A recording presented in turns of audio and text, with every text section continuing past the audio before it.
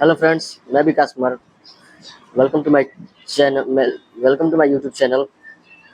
आज मैं बताने वाला हूँ कंस्ट्रक्शन लाइन में ये बैलर कैसे बनता है और ये कहाँ यूज होता है। तो चलिए वीडियो को शुरू करते हैं। सबसे पहले ये देखिए हमारा पाइप कटिंग हो रहा है। पाइप कटिंग करने के बाद इसमें और क्या-क्या इक्विपमेंट लगेंगे वो मैं आपको बताता चलूँगा धीरे-धीरे।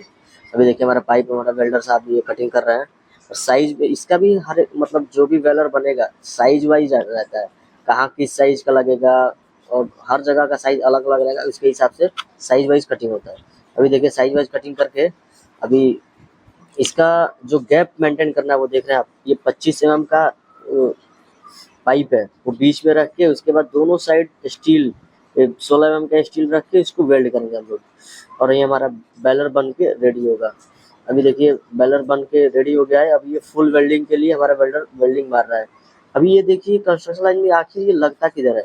आप देखोगे जब स्लैब होता है ना तो उसका बॉटम 500 एमएम या कहीं 600 कहीं 700 कहीं 800 ऐसा करके डाउन रहता है।